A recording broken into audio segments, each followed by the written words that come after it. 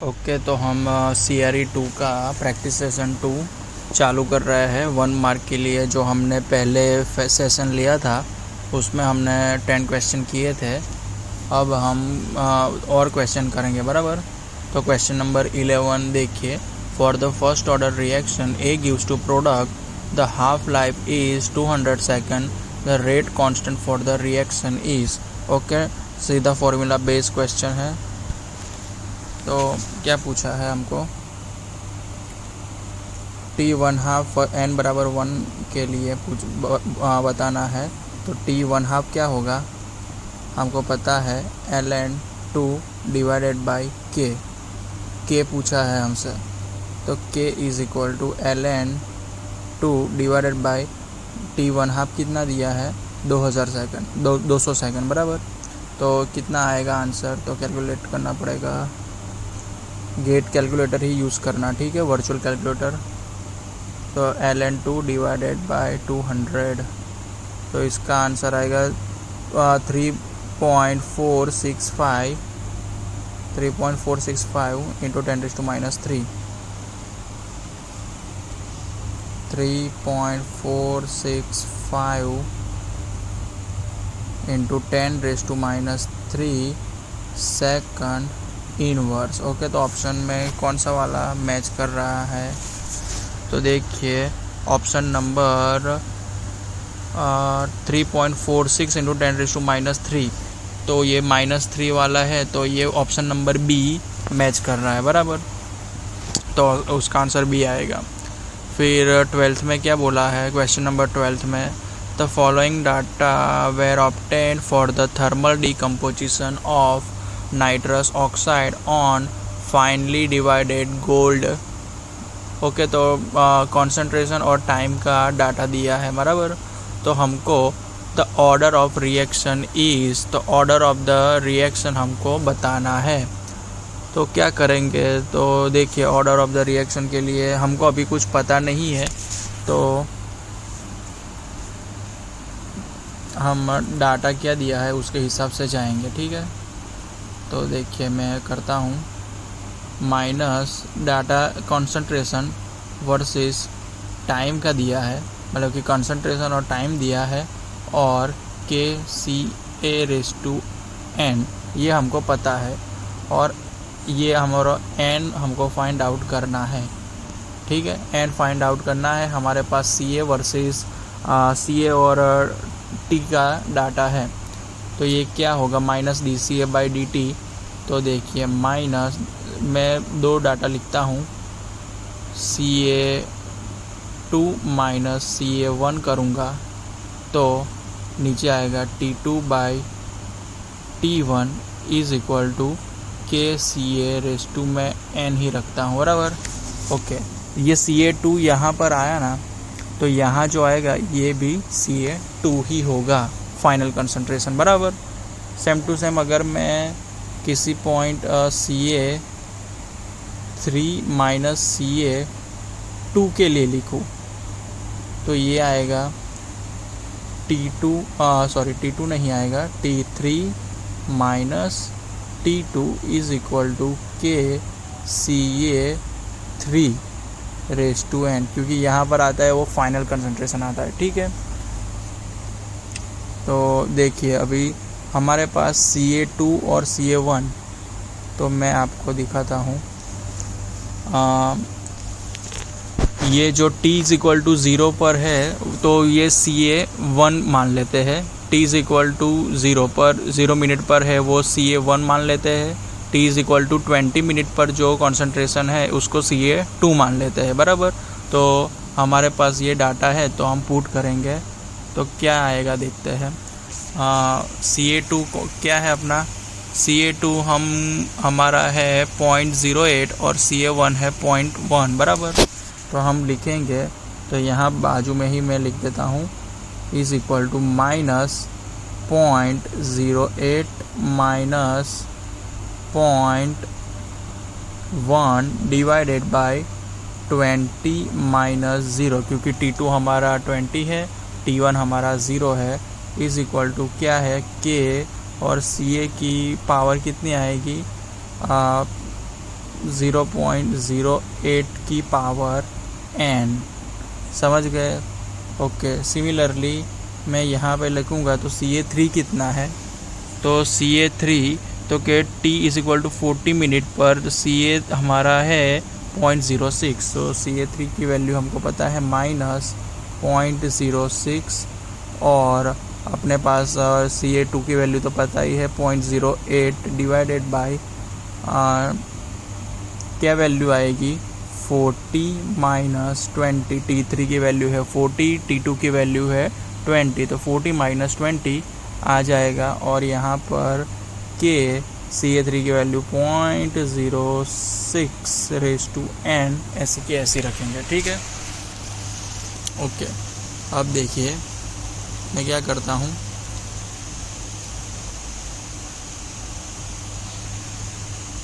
इसको equation number 1 दे देता हूँ और इसको इक्वेशन नंबर 2 दे देता हूँ, ठीक है। तो मैं अब क्या करूँगा, इक्वेशन 2 डिवाइडेड बाई 1 या 1 डिवाइडेड बाई 2 कुछ भी कर सकते हैं आप। तो देखिए मैं अभी एक डायरेक्ट कैलकुलेशन अभी आपको बता रहा हूँ, 0.08 माइनस 0.1, 0.08 माइनस 0.1, एक मिनट में लिखता हूँ तो आपको थोड़ा आइडिया आएगा। मैं कर रहा हूँ इक्वेशन 1 डिवाइडेड बाई इक्वेशन 2 कर रहा हूँ, बराबर। लेकिन पहले थोड़ा सिंप्लीफिकेशन देख लीजिए आप कि 0.08 माइनस 0.1 क्या होगा, तो -0.02, और ये माइनस बाहर ऑलरेडी है, मतलब कि हमारे पास ये वाला ऑलरेडी है माइनस, तो ये कैंसिल आउट कर देगा। तो 0.02 डिवाइडेड बाई 20 बराबर, ये इक्वेशन 1 में ऐसा है, ये देखिए ये वाला, हाँ, और यहाँ पर भी सेम टू सेम यही बनेगा। देखिए 0.06 माइनस 0.08, मैं इसकी बात कर रहा हूँ, 0.06 डिवाइडेड माइनस 0.08, तो वो 0.02 बनेगा माइनस में, और माइनस बाहर ऑलरेडी है तो माइनस माइनस प्लस हो जाएगा, और नीचे 40 - 20 तो वो 20 ही मतलब कि बचेगा। तो ये वाला इक्वेशन 1 और इक्वेशन 2 में जो लेफ़्ट हैंड साइड का पार्ट है वो सेम है, तो मतलब कि डिवाइड करेंगे तो वो तो 1 हो जाएगा। के टेम्परेचर की बात यहाँ पर कोई की नहीं है, मतलब कि तो के तो कांस्टेंट रहेगा, तो के कांस्टेंट रहेगा तो अपना लेफ़्ट हैंड साइड में क्या था 0.08 रेज़ टू n और divided by 0.06 raise to n बराबर, और ये लेफ़्ट हैंड साइड 1 है और राइट हैंड साइड ये है, तो ये क्या आ जाएगा 8/6 raise to n equal to यहाँ पर 1 है। तो अब आप ही सोचिए कि मैं n की वैल्यू क्या लूँ जिससे ये लेफ़्ट हैंड साइड मतलब कि अपना सेटिस्फाइड हो जाए। आप ये इससे आप सॉल्व भी कर सकते हैं, और डायरेक्ट मतलब कि आप देख सकते हो, मतलब कि अगर मैं n की वैल्यू 0 रख दूँ, मतलब कि किसी भी वैल्यू की पावर 0 करूँगा तो वो वैल्यू 1 आ जाएगी, ये हमको पता है, बराबर। तो n की वैल्यू हमको पता चल गई है 0 है, लेकिन अगर आपको सॉल्व करना है तो भी कर सकते हैं। आप क्या करेंगे, तो कि दोनों साइड आप ले लीजिए, ln ले लीजिए, तो ln1 is equal to n into ln 8/6।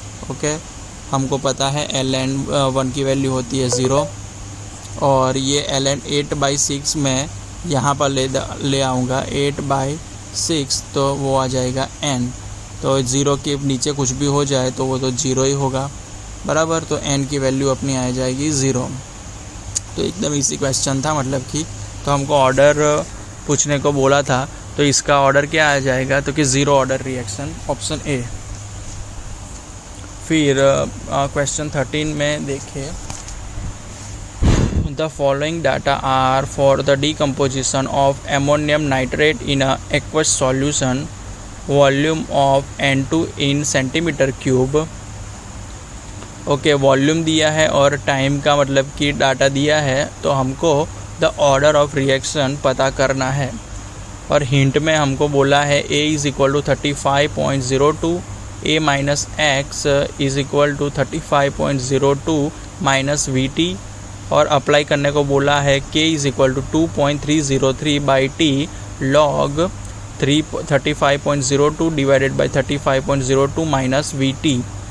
Okay, तो इस क्वेश्चन में कुछ करने की ज़रूरत है नहीं। हमने आगे अभी एक प्रूव किया था फर्स्ट ऑर्डर रिएक्शन के लिए। क्या किया था, तो के की वैल्यू हमने फाइंड की थी कि 2.303 divided by t log A divided by A minus x बराबर ए माइनस एक्स हमने ऑलरेडी फाइंड की थी।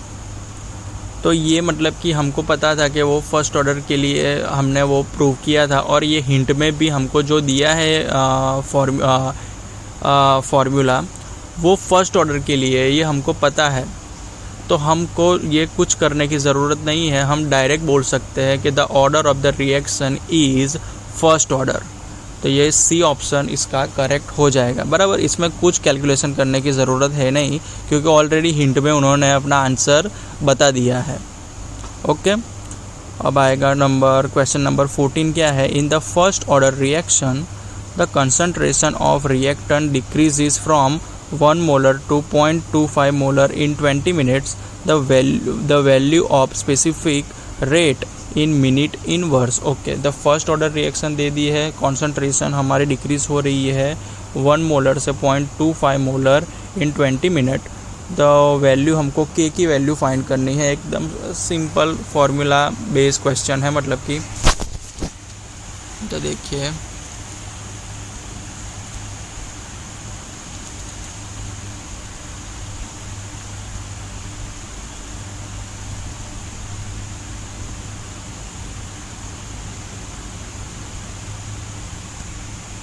क्या बोला है हमको, फर्स्ट ऑर्डर रिएक्शन बोल दिया है। तो ln1 के लिए तो ln CA by CA0 is equal to minus KT। तो हम बोल सकते हैं ln CA0 by CA into 1/t। मैं t को भी इधर ले देता हूँ, माइनस को तो मैंने ऑलरेडी डाल ही दिया, तो यहाँ से हमको k मिल जाएगा। ठीक है, k मिल जाएगा। CA0 की वैल्यू 1 मोलर से कितना ड्रॉप करना है, 14 नंबर में 1 मोलर से 0.25 मोलर तक जाना है, मतलब कि 20 मिनट t है। तो ये अब डायरेक्ट हम लिख देंगे कि ln 1 डिवाइडेड बाई 0.25। तो देखिए मैं कर रहा हूँ, कैसे कर रहा हूँ वो देखना आप। 1 डिवाइडेड बाई 0.25 तो ln 4 हो जाएगा, डिवाइडेड बाई t हमारा 20 मिनट्स। तो k की वैल्यू 0.06931। तो k की वैल्यू 0.06931, और ये फर्स्ट ऑर्डर के मतलब है तो उसका यूनिट क्या होगा, मिनट इनवर्स, क्योंकि टाइम इनवर्स होता है k का वैल्यू। तो 0.0693 ऐसा किस ऑप्शन में है, तो देखते हैं। ऐसा है अपना 0.06932 ऑप्शन नंबर डी। तो अपना डी ऑप्शन करेक्ट हो जाएगा। तो फिर 15 नंबर क्वेश्चन क्या है। The half life period of first order reaction is 10 minute. The time required for the concentration of the reactant to change from 0.08 molar to 0.02 molar is। Okay, हमको half life दी है और time पूछा है, जो हमको क्या दिया है, half life period of first order reaction. First order reaction दिया है, उसकी हाफ लाइफ हमको 10 मिनट दी है। और फिर हमको पूछा है the time required for the concentration of reactant to change from 0.08 molar to 0.02 molar. एकदम सिंपल हमको क्वेश्चन पूछा है। क्या है क्वेश्चन, एक सेकंड बताता हूँ मैं।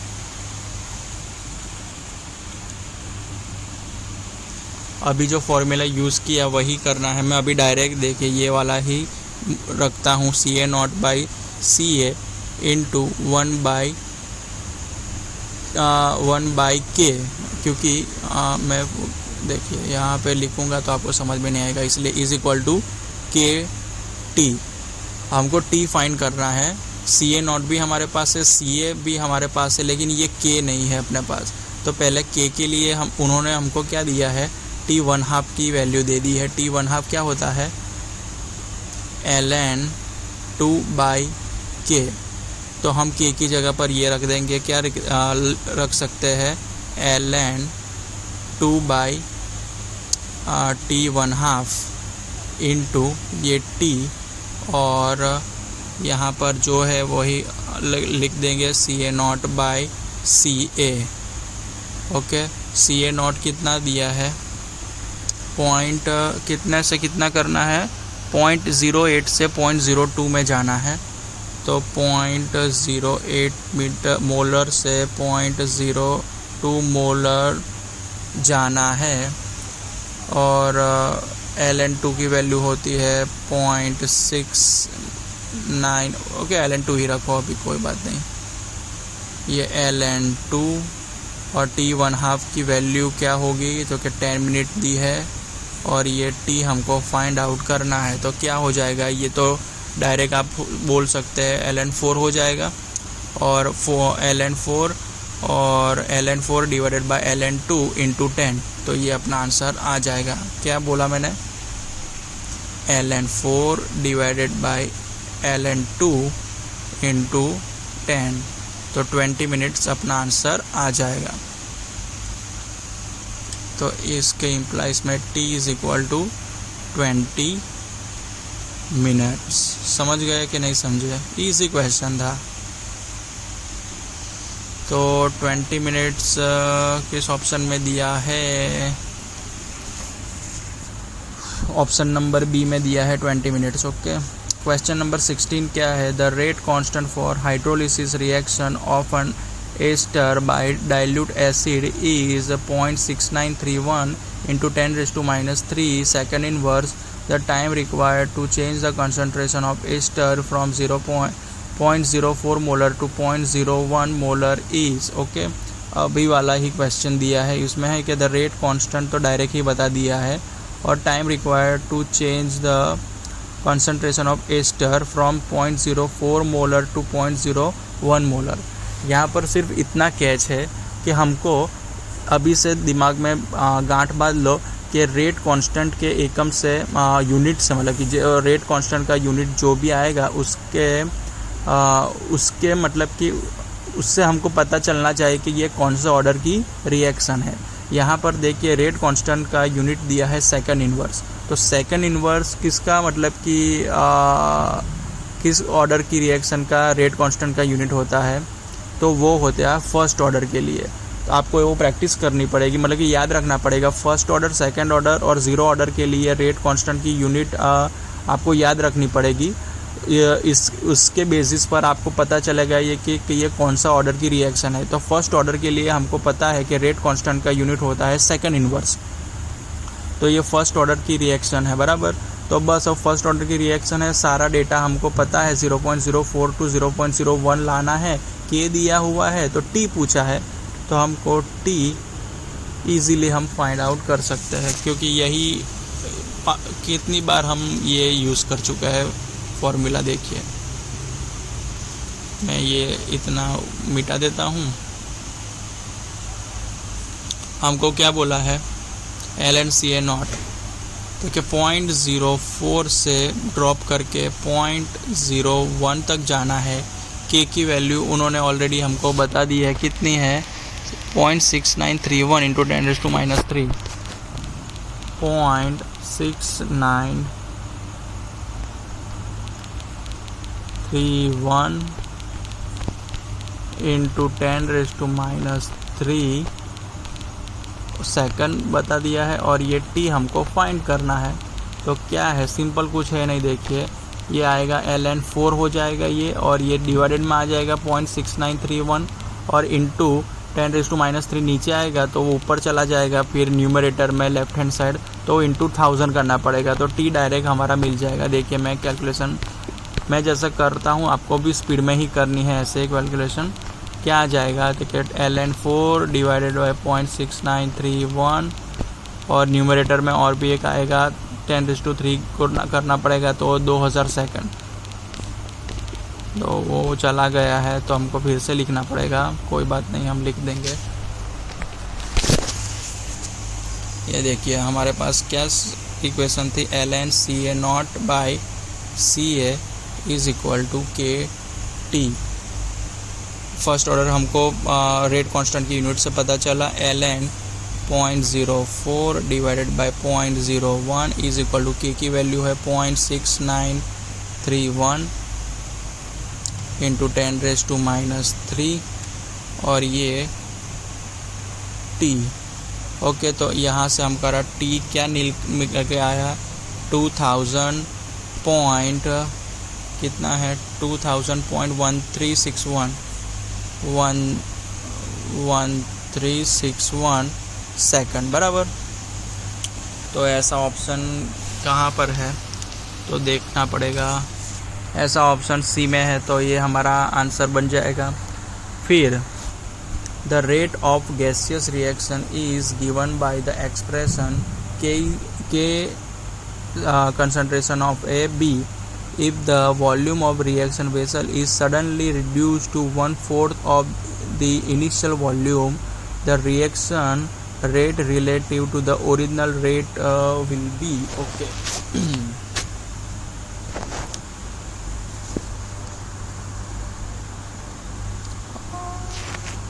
ये क्या पूछा है, मतलब कि देखिए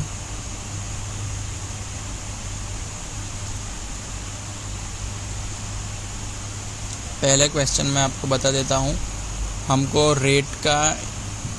रेट हमको दिया है K CA CB, ये हमको रेट दिया है। अभी उसने पूछा क्या है हमको कि the rate constant of gaseous reaction is given by the expression K concentration of A into concentration of B if the volume of reaction vessel is suddenly reduced to 1/4 of initial volume, the reaction rate relative to the original rate will be okay। अब हमारा जो vessel का volume है मतलब कि वो initial volume का 1/4 time कम हो गया है, मतलब कि तो फाइनल वॉल्यूम है मतलब कि वो इनिशियल वॉल्यूम का 1/4 टाइम जितना कम हो गया है, तो रेट पर उसका क्या प्रभाव मतलब कि क्या इफ़ेक्ट पड़ेगा ये हमको बताना है। तो एकदम सिंपल है, देखिए रेट है ये CA CB। अब मैं CA CB को मतलब कि इस तरह से लिख सकता हूँ K NA/V इंटू NB/V, ये आएगा NA/V और ये NB/B, क्योंकि कंसंट्रेशन हमको पता है मोल पर यूनिट वॉल्यूम होता है, तो मोल पर यूनिट वॉल्यूम, तो हमको इस फॉर्मूले की वजह से हमको पता चल गया कि rate R proportional to 1/V², ये हमको पता चल गया कि ऐसा होता है, रेट प्रोपोर्शनल टू 1/V²। तो क्या बनेगा अपना R2/R1 is equal to V1/V2 का होल स्क्वायर बराबर। ये R2 हमको पूछा है, R2/R1 V1, तो V1 कितना है, तो V1 तो हमको V ही रखना है, और फाइनल वॉल्यूम है वो इनिशियल वॉल्यूम का 1/4 टाइम कम हो जाता है, तो इसकी जगह पर हम 1/4 इंटू V1 लिख सकते हैं। क्यों ऐसा लिख सकते हैं, क्योंकि हमको बताया है कि फाइनल वॉल्यूम है वो इनिशियल वॉल्यूम का 1/4 टाइम जितना कम हो जाता है। समझ गए आप? तो ये क्या होगा, ये स्क्वायर है यहाँ पर, तो ये V1 से V1 कैंसिल और 4th ऊपर चला जाएगा, तो 4th का स्क्वायर हो जाएगा 16। तो रेट हमारा 16 टाइम्स जो इनिशियल था, मतलब कि पहले केस में था, उससे 16 टाइम्स बढ़ जाएगा। तो इसका आंसर क्या आएगा 16, ऑप्शन नंबर डी। ठीक है, ओके। मैं अभी क्वेश्चन नंबर 18, ठीक है, तो यहाँ पर देखिए क्वेश्चन नंबर 18, 20 तक करेंगे यार, ठीक है, रात हो गई है इसलिए। The velocity of reaction is doubled for every 10 degree centigrade rise in temperature. If the temperature is raised to 50 degree centigrade, the reaction velocity increase by about okay. तो यहाँ पर द वेलोसिटी ऑफ रिएक्शन, तो velocity of reaction को मतलब क्या होता है पता है, रेट को ही वेलोसिटी ऑफ रिएक्शन बोलते हैं, मतलब कि रेट भी वही होता है एनीथिंग अपॉन टाइम, और वेलोसिटी भी यही होता है। वेलोसिटी क्या होता है, डिस्टेंस पर यूनिट टाइम, बराबर। तो ये रेट का ही बोला है, तो क्या बोला है, the velocity of reaction is double for every 10 degree centigrade rise in a temperature, ठीक है। तो आपको रूल ऑफ थंब क्या है पता है अपना, कि नियर द रूम टेम्परेचर अगर हम 10 डिग्री का मतलब कि इंक्रीज़ करेंगे टेम्परेचर में, तो रेट हमारा डबल हो जाएगा, ये रूल ऑफ थंब है। तो यहाँ भी यही बोला है कि every 10 degree rise in temperature rate हमारा डबल हो जाता है, reaction is velocity of reaction is double. तो हम टेम्परेचर 10 डिग्री से 50 डिग्री कर देंगे तो हमारा रेट कितना टाइम्स बढ़ जाएगा। तो सिंपल पूछा है उन्होंने, तो देखिए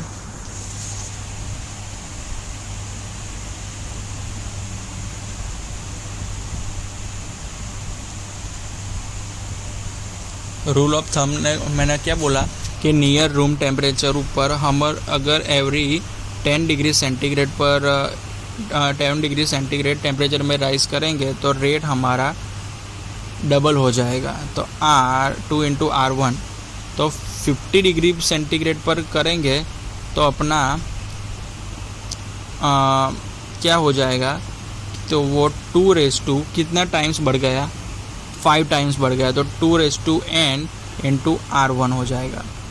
तो कितना टाइम बढ़ गया, तो कि 2/5 इंटू R1, तो ये कितना आ जाएगा 32 इंटू R1 बराबर 10 डिग्री का राइज करेंगे, एवरी 10 डिग्री के राइज ऊपर डबल रेट होता है, तो 50 डिग्री कर देंगे तो हमारा रेट 2/n मतलब कि 2/5 टाइम्स बढ़ जाएगा, तो वो कितना हो जाएगा 32 टाइम्स, ठीक है।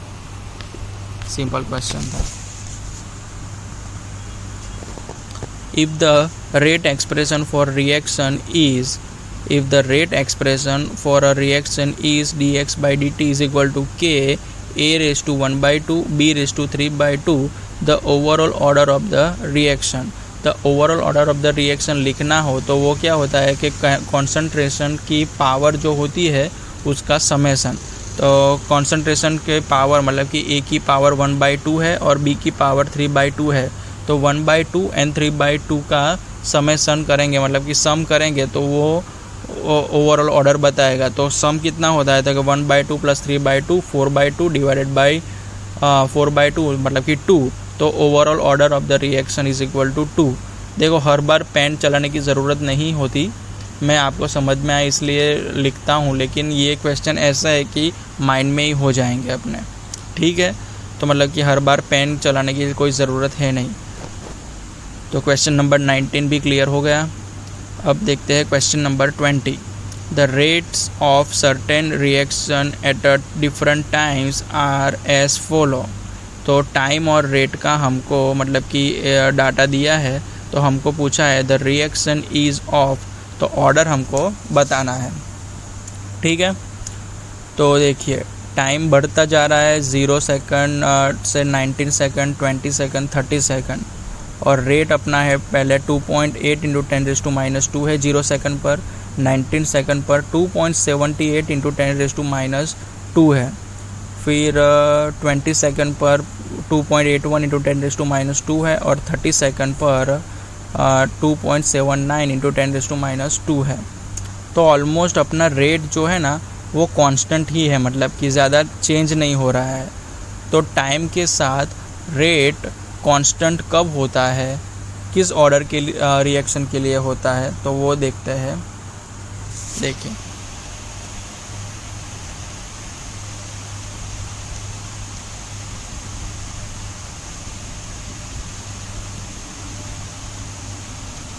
ओके, रेट के लिए हमको पता है rate is equal to K C A raise to N, मतलब कि किस ऑर्डर के लिए है वो हमको पता नहीं है।